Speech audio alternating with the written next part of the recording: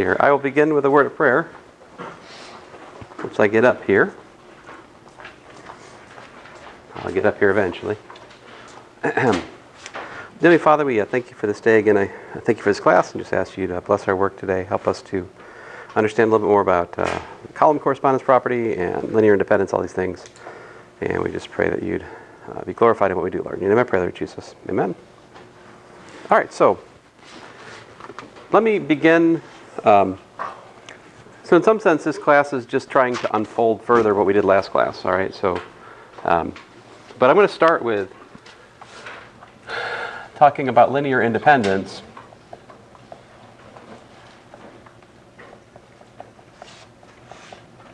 Linear independence, I can't spell independence. LI, or linear dependence, which is to say not Li. So these are opposites. If a set of vectors is linearly independent, then it's not linearly dependent, and vice versa. And so last time, I may have not said it was a definition, but this is a potential definition. If we have, S equal to, let's say, V1, V2, V, Vk, right? A subset of, say, n-dimensional vectors, then S is linearly independent if and only if C1V1 plus C2V2 plus plus CKVK equals to 0 for C1, C2, CK in the reals implies that, in fact, C1 is equal to 0, C2 is equal to 0, and so forth and so on down the line. CK is equal to 0. This is a useful definition for linear independence because it gives us a simple calculational method to check whether or not a set of vectors is linearly independent. All we have to do is set a linear combination of them equal to 0 and show that only the 0 solution appears. Yeah. What does that symbol, like, to the left of the R mean? To the left? There's many symbols up here. So you're talking about this one? Yeah. That means subset of. Yeah, that's fine. Perfectly good question. Subset. So I'm saying the context here is that we're looking at vectors which are all n-dimensional vectors, all right? There doesn't have to be n of them, right? So we could be like looking at 5-dimensional vectors. We're just looking at 3 of them, for instance. So this is a definition of linear independence. And then one way we could define linear dependence, possible definition for linear dependence, is simply that S is not S is linearly dependent if S is not linearly independent. Now, that is a little bit at odds with what I wrote last class, right? Because last class, what I told you guys, and this wasn't wrong, is that a linearly dependent set allows you to write one of the vectors as a linear combination of the other vectors in the set, right? So today I'm going to show you that as a theorem. If S is linearly dependent, then there exists, let's say, Vj in S such that Vj is equal to a sum I not equal to j of Ci Vi, where Vi and Vj are elements of S. In other words, a set is linearly dependent if it's possible to write one of the vectors in the set as a linear combination of the other vectors in the set beside itself, right? We have to make it other vectors because you can always write a vector in terms of itself, right? It's kind of dumb. Vector equals vector. There you go. That's technically a linear combination, but it's kind of a dumb one. So the proof of this is worth understanding because one of you was asking about this after class last time already, right? So this does matter. Okay, so like the proof goes like this. Suppose S is not linearly independent, right? So to suppose that S is not linearly independent is to suppose that S is linearly dependent, right? What does that mean? Right, we'll let S equal to, like I have above, V1 through Vk, all right? So suppose we've got V1 through Vk is my set S. What does it mean for it to not be linearly independent? It means that if, you know, if C1 through Ck are real numbers, and C1v1 plus C2v2 plus da da da da plus, let's say, CJvj plus da da da plus CKvk is equal to 0, then what?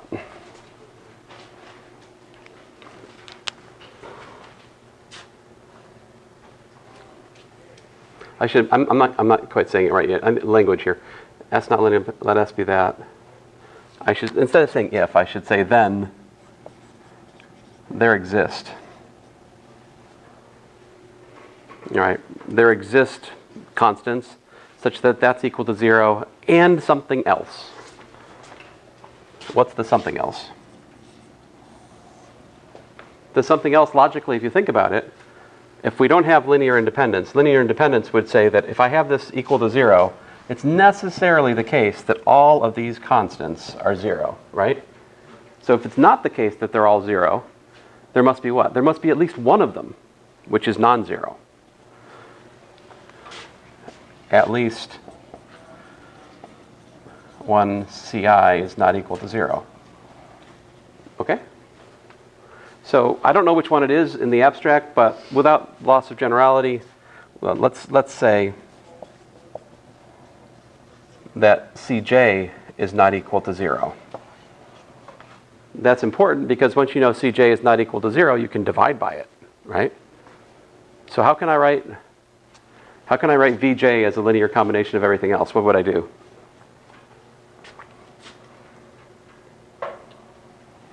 Take this equation here, right? Solve for Vj. We can do that. See this? So notice, you know, Cj Vj is equal to minus the sum over Ci Vi, where I is not equal to j. It's everything there except for the jth term. And then one more move here. Vj is equal to minus the sum.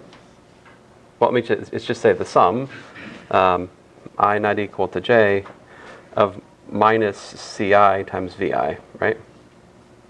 Which I could say, you know, is the sum I not equal to j of, say, Bi Vi, where Bi is equal to minus Ci.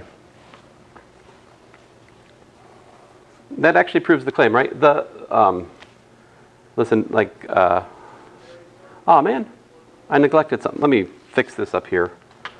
We don't have to put a C here. We could call these B's, right?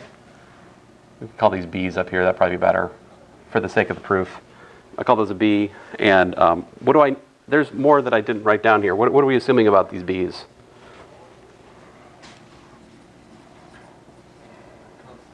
Yeah, B sub I are constants. They're real numbers. So that's just kind of bookkeeping to call it a C rather than a B, right? But nevertheless, I want to make the proof understandable, so I'm just saying that those B's are actually, they turn out to be minus, oh my bad, one other thing. What did I forget to do? I said it in words, but I didn't do it in the equation. What else did I not do?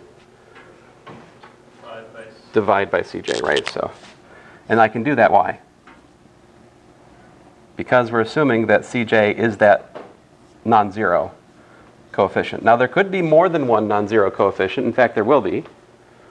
But it suffices that there's just one non-zero coefficient, right?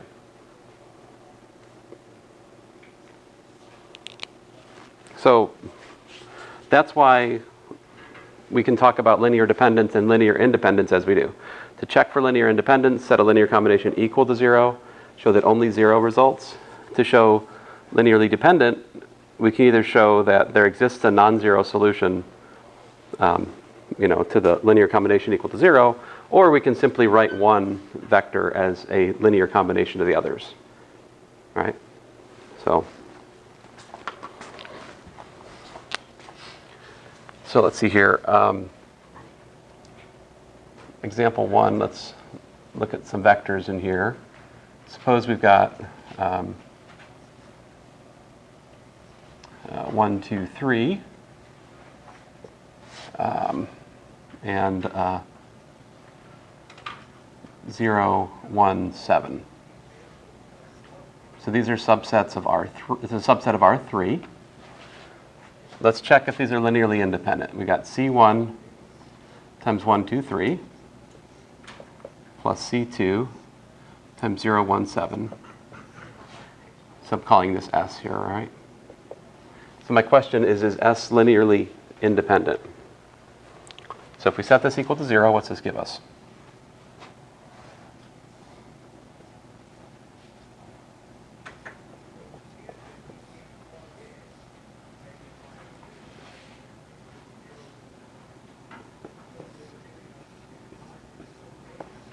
Or if you like, we could look at it this way, right? The augmented coefficient matrix for the system.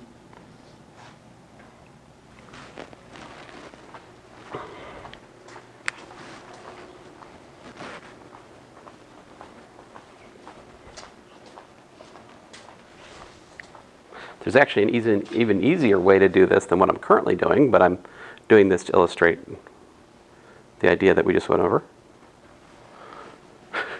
So you guys do the row operations. What do you get?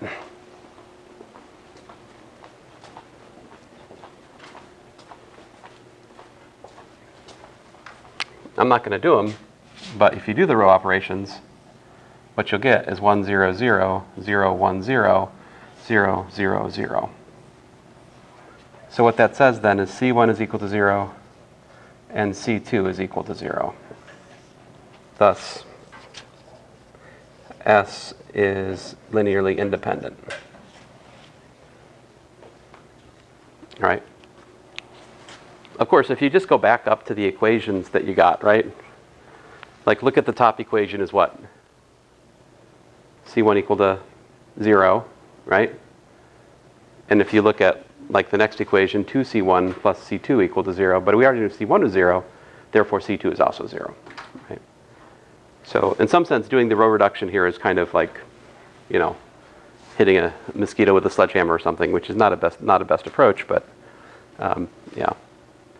Listen, there's something we can say here, which is worth knowing. Theorem, V and W, subset of Rn, is linearly dependent if and only if there exists k not equal to 0 such that W is equal to kV. In other words, we have linear dependence of two vectors if and only if one is a scalar multiple of the other. So the proof goes like this.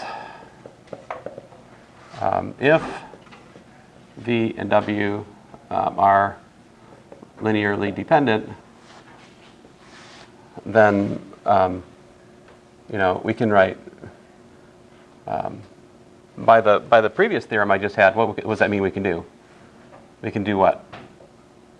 We can write V is equal to some constant times W, or we can write W is equal to some constant times V, right? Because we can write one of them as a linear combination of the others, right?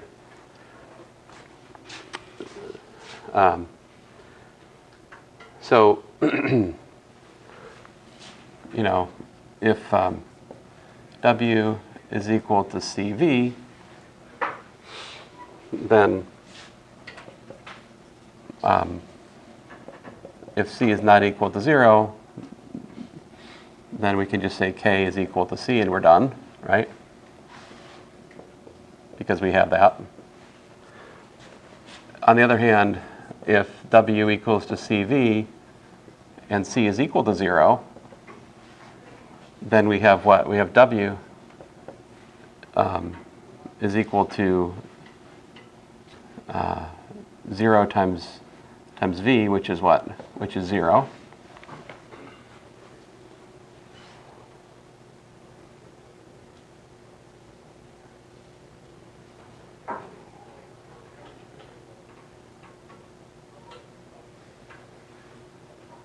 Oh, I think my theorem's not quite correct yet.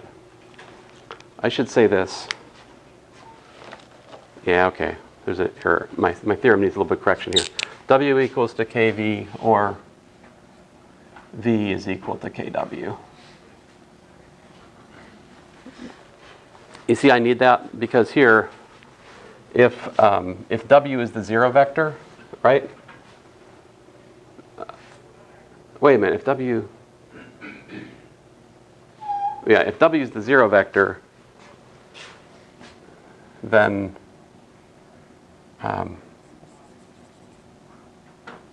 if W is a 0 vector, then I can still write W as 0 times V. Wait. I'm sorry. I'm burning valuable class time on this nonsense. Let me stop this. But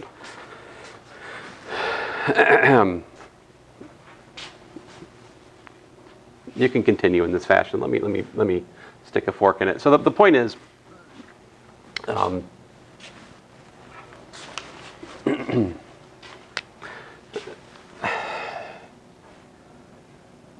then W, what's my thought process here? W0V, then, so V is still equal to,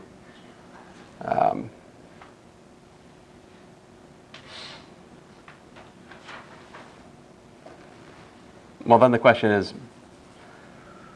if V is not equal to 0, we get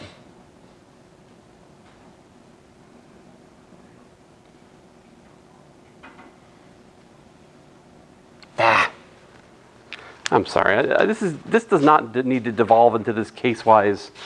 This proof I've stumbled into is worthless. It's too convoluted. It is nevertheless true. V and W is linearly dependent if and only if we can write W as a scalar multiple of the other. I don't think I even need the K non-zero. That's the thing, is I don't even think I need the K non-zero. I think we can just say linearly dependent if and only if, I'm sorry guys, W is equal to, let's say, KV. So,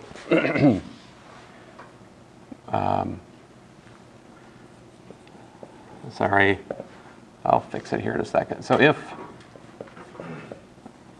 VW is linearly dependent, then we have C1V plus C2W equals to 0, where either, well, where C1 or C2 is non-zero, right? So if if C2 is not equal to 0, then we can simply write W is equal to minus C1 over C2 times V, and identify that's my K. All right? So, done. Other case, if C2 is equal to 0, then we have C1 is not equal to 0, thus,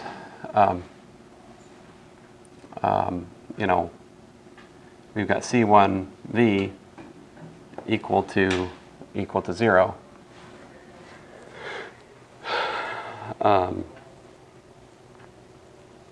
Which of course then gives what? V is equal to 0. So again, W is equal to KV. For, K equals to whatever you like. Put it, K equals to 1, it's not equal to 0. Okay, so I guess I was wrong. I mean, I'm not wrong, but I could say more here. W equals KV with K not equal to 0. That's what I've just got proof of here. So, I'm sorry, I should probably find this in my notes and just write the proof down from the notes, but I think this may be missing from the notes. And, the good news is, guys, this is not something I expect you to prove, because I don't really have proofs in this class. So these proofs are actually just for us to understand the structure together. Because we've pushed most of the proofs to like 321 now, so I wouldn't burden you with this proof I'm stumbling through here at the moment. On the other hand, I might ask you to derive the thing I'm going to show you here in a few minutes. So I'm not saying that there are no quote-unquote proofs on the test. I'm just saying that this kind of proof, not on the test. That's not where we're at in this class. Okay, so let me get to the point here. Example 2. If I have S equal to 1, 2, 3, 4, 5, and I have another vector here, let's say 0, 1, 0, 1, 0, right? Here we're looking at a subset of R5, then S is linearly independent. How do I know? If I call this thing here V, if I call this thing here W, clearly W is not equal to K times V, right? It is manifestly clear that one of these vectors is not simply a multiple of the other. As such, this is a linearly independent set, all right? So, again, my apologies for burning precious class time trying to prove that in not an optimal way. But now we know it, so we can use it, right? So, essentially the argument here is by inspection. Okay, so now I got that out of my system. Let's go on here.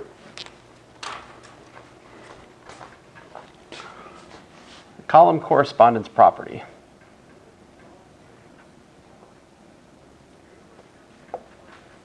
Or as I refer to it, the CCP. Let me state it in a more precise fashion here. So column J of A is equal to a sum of I not equal to J of, let's say, CI column I of A. If and only if the same linear combination, right, can be found in any row equivalent matrix. What do I mean by row equivalent matrix? I don't think I've defined that yet for you guys in here. But a row equivalent matrix to A is simply a matrix that we obtain from A by elementary row operations. So this is going to be true if and only if column J of R is equal to a sum I not equal to J of CI column I of R, where R is obtained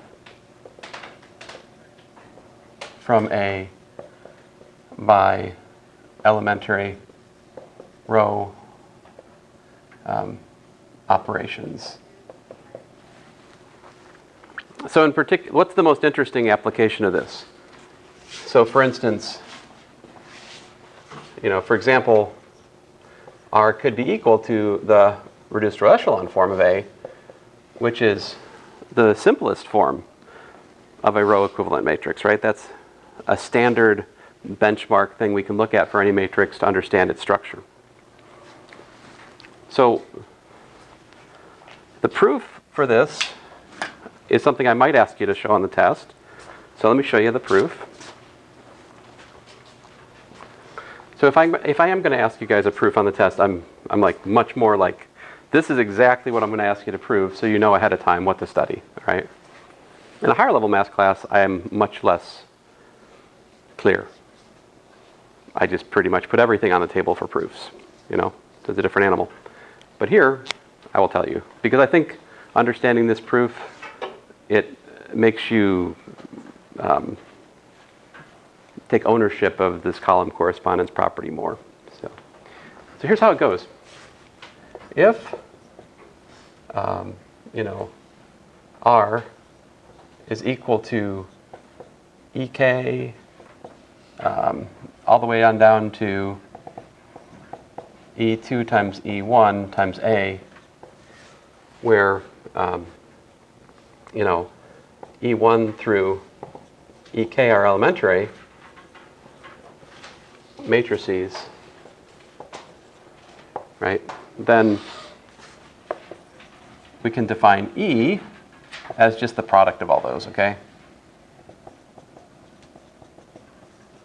And we know that E inverse is simply the product of the elementary matrices in opposite order by the Stock-Shoes property. We talked about this last time, all right? So, in short, we have R is equal to E times A. And by the way, we can also say that E inverse times R is equal to E inverse EA, which is what? E inverse times E is the identity matrix, right? And the identity matrix times A is just A again. So if we have a matrix is row equivalent to a given matrix, we can get to and from that matrix by multiplication by a product of elementary matrices or by the inverse to that product. All right, so that's the setup. So let us suppose that column J is equal to a sum I not equal to J of Ci column I of A, right? And here I'm assuming, I hope you guys won't fuss too much if I don't even say what the C's are, but I am assuming that the C sub i's are numbers, all right?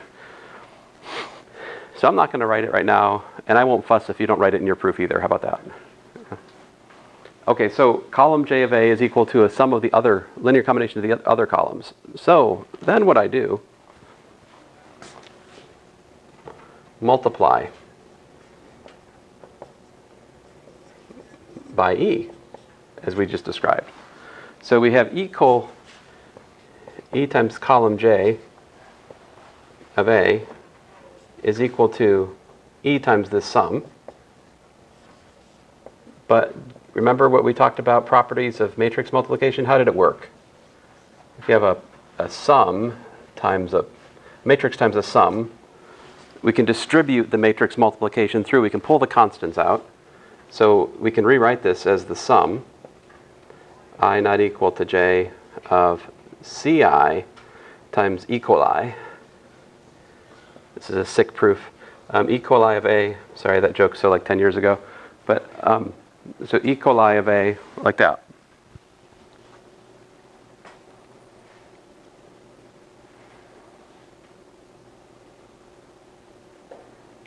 But this might not seem like much to you, but this is actually almost the end of it, because this implies that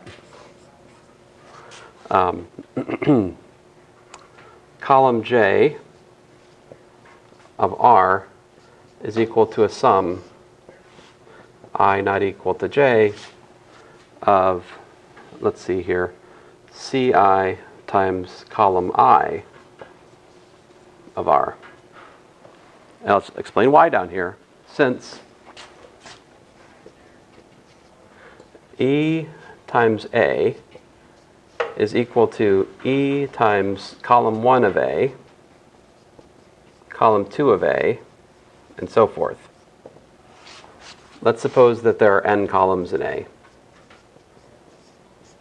One of the things about matrix multiplication is that matrix multiplication can be done column by column. There's a column by column matrix multiplication rule. So this gives us E column 1, E column 2, da da da, E column n. Right? But what did we say EA was equal to? Remember, EA is equal to R. EA is equal to R. So this is all equal to R. But what is R equal to? Well, R is equal to a concatenation of its columns. It's column 1 of R, column 2 of R, and so forth and so on, right? Column n of R. So what does all this mean? This equation that I have at the bottom of the board here, we see that column, let's say J of E times, well, let's not do J. Let's say column I of E times A is equal to column I of R.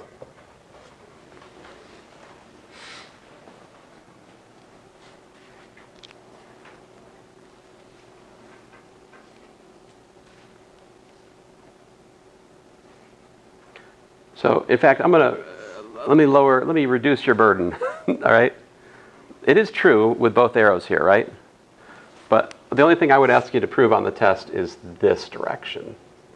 So, this is all I might ask you.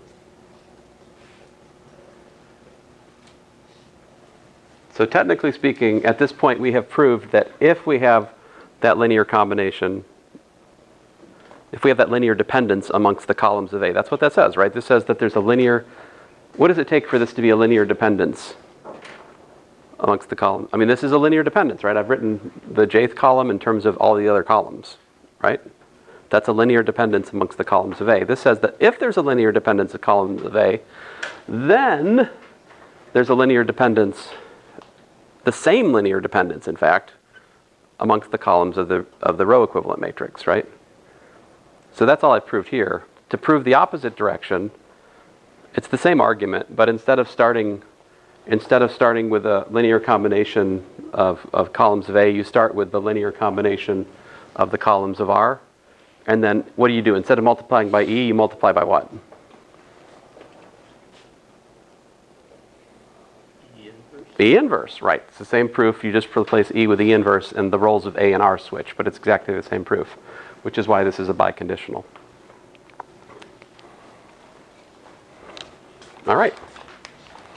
So the reason, and of course the reason this is super useful is because it immediately allows us to see whether or not a given set of vectors is linearly dependent or independent simply by taking those vectors, putting them in a matrix, and examining whether or not the vectors that you're given correspond to like pivot columns or not. We can see a lot of things here. Let me show you some examples of this in operation.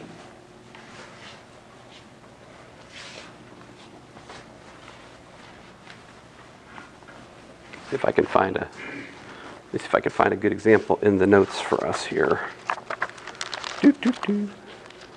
So again, if you're trying to follow along my notes, we're kind of partly in chapter 4 and partly in chapter 2 at the moment. Section 4.4 is where I have the proof, like this proof I just went through for you is essentially on page 115 of the notes. It's in section 4.4, all right? Let's see here. I'm trying to find a good example. I guess I'll just make one up here. Oh, here it is. Ah, rats.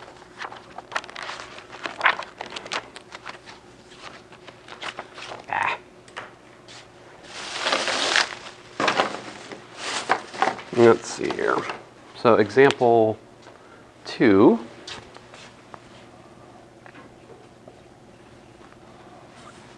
Suppose we have S equals 2. We'll start with 1, 1, 1. And then we'll bring 1, 0, 1 And then we'll do 2, 1, 2. And then we'll do 0, 1, 0. All right. Like that. That should be enough. So let's say this is V1, V2, V3, V4.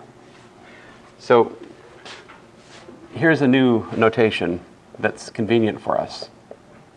If we have a set of vectors, we put brackets around the set like this. All right? And what that's going to mean is the vector is a matrix formed by just taking the vectors in the set and gluing them together. So I call this the matrix of S. This is something we'll continue to use throughout the course. So, not a terribly big deal, but it's something new, all right?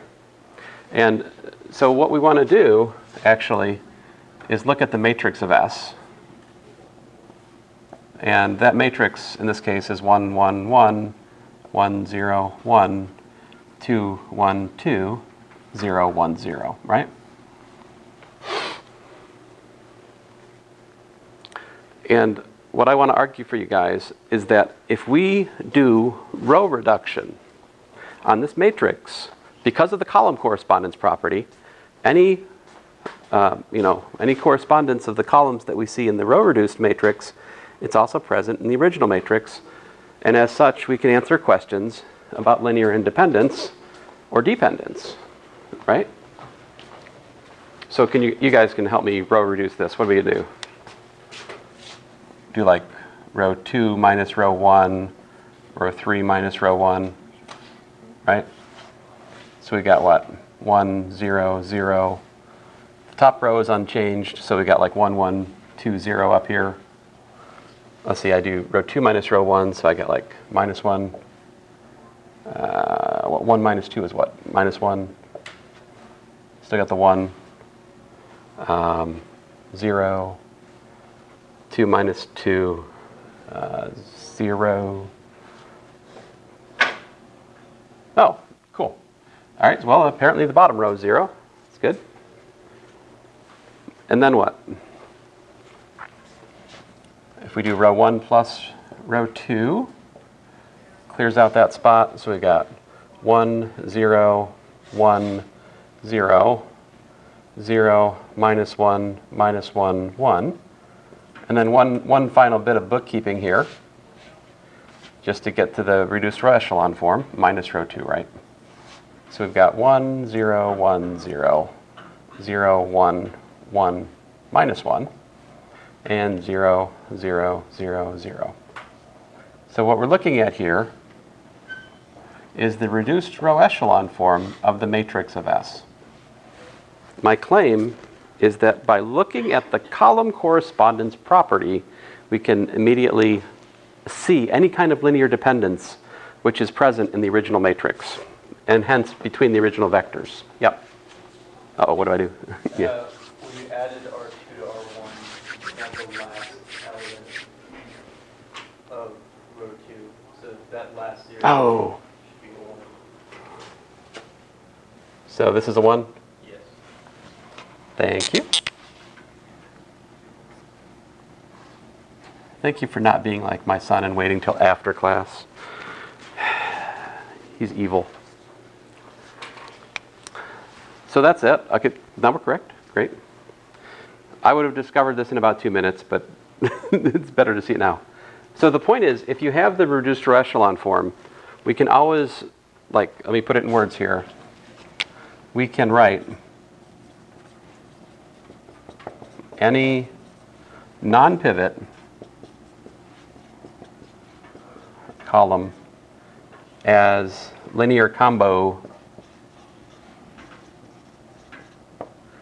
of pivot columns.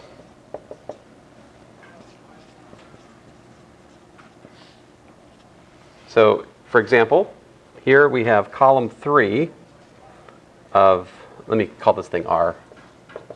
Column 3 of R is actually equal to what? It's actually equal to column 1 of R plus column 2 of R. See that? 110 is equal to this one plus that one, right? And also, you guys tell me, what's column 4 of R? That's the other non-pivot column here. What's that equal to? So I'm asking you, this 4th column, how can you write it in terms of these two guys? Subtract, right? So it is column 1 of R minus column 2 of R. So then, these guys right here, which are, by the way, these are just manifest, these are obvious from the reduced row echelon matrix by inspection. We just look at it, we see it. So then, by the column correspondence property, we know that, what? V3 is going to be equal to what? V1 plus V2. And also, V4 is equal to V1 minus V3. Of course, once I point that out, and you go back and look at the original matrix, those patterns are pretty obvious, right? If I take my first 2 vectors and you add them, you get the 3rd. If you take my first 2 vectors and you subtract them, you get the 4th. This is the column correspondence property. The difference between this and what I did last class when we were calculating span, last class when I calculated span, I looked at equations involving the constants. Do you see any equations here? No, there's no equation in sight. This goes directly from the question of independence to the result without actually writing down the equations. It's very, very clean. So what these equations tell us, among other things, is this tells us that like V3 is an element of the span. Jumping back to span again, it's an element of the span of what? And V4 is the element of the span of what? Oh, you guys are confused because I wrote a typo, right? This was supposed to be what? I was like, you guys are, something is wrong. Thank you. 2, yes. There's a disturbance in the force. So V4 is also in the span. I could have just made this one equate. So these are both the same span, right? So it's in the span of V1 and V2. I can build V4 and I can build V3 just using the first and second vectors there. Does this make sense? All right. So these kind of questions are relatively simple. Let me show you how I can show you kind of a different kind of example.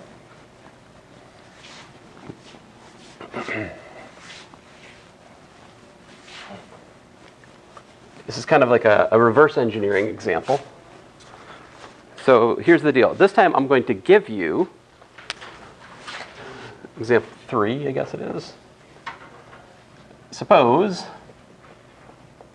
that the reduced row echelon form of some matrix A is given to you to be 1, 0, 0, 0, 2, 0, 0, 0, 0, 1, 0, 0, and then let's say -1, 3, 0, 0, then 0, 0, 1, 0, and finally 1, 2, 3, 0. I guess I don't need the 0 down here, my bad. Tell you what, we'll erase. There we go, we're good. No need to make it more complicated. This is plenty complicated. Suppose you're given this.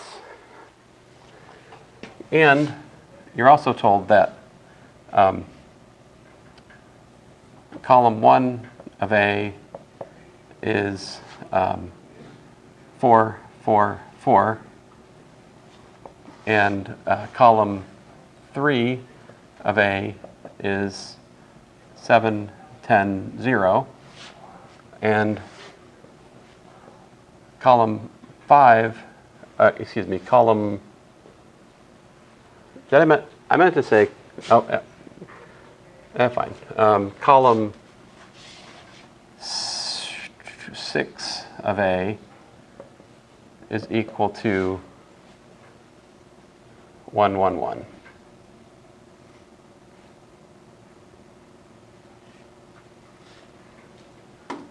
I think we better make that 10, 10, 10 to make the math slightly easier. So then the question is, what's A? What is the matrix A? So how would you guys solve this?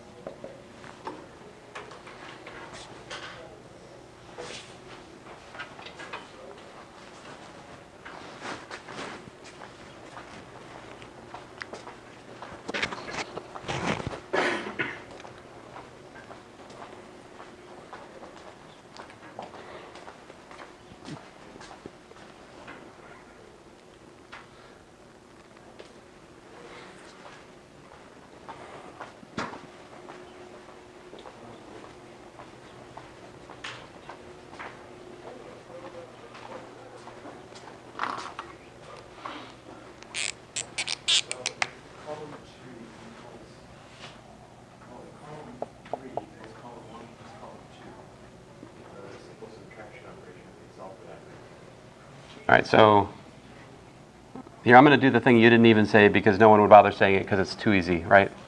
Which is that what? We're given the third column and the first column, right? We might as well write down what we know, right? So we're missing 2. So here's 1, 2, 3, 4, 5, 6. Then I'll come back to what you just told me. We're given 6 is what? 10, 10, 10. We're given, we just have these 3, right? So what were you just telling me? Well, I was just saying that you can solve for 2 by taking, because if 3 equals 1 plus 2, then you can solve for 2. That is the ratio to solve for 4. Well, but let's, one thing at a time. What's column 2? 2 times column 1. It's 2 times column 1, right? From the reduced to echelon form, we see that column 2 is 2 times column 1. So that's just 8, 8, 8. Column 4, can we get column 4 now? Oh yeah, we can, right? What's column 4? Column 4 of A by this is equal to what? It's equal to minus column 1 of A plus 3 times column 3 of A, right? By the column correspondence property. Whatever pattern appears in the reduced to echelon must also appear in the original matrix, which we here don't know. But we're going to put it together. But we know column 1 was what? We got minus 4, 4, 4 plus 3 times column 3, which was what? 7, 10, 0. So what do we get for column 4? Like minus 4 plus 21, minus 4 plus 30, minus 4. So we get what? We got 17, 26, and minus 4. All right, well that one's down. 17, 26, and minus 4. So how do I find that 5th column? Column 6 is column 1 plus 2 times column 3 plus 3 times column 5. So yeah, column 6 is column 1 of A plus what? You said 2 times column 3 of A plus 3 times column 5 of A. But we know everything here except for that pivot column 5, so we can solve for it. And we don't need any kind of like fancy anything really, we just solve for column 5 here. We get column 5 is what? 1/3 of column 6 of A minus column 1 of A minus twice column 3 of A.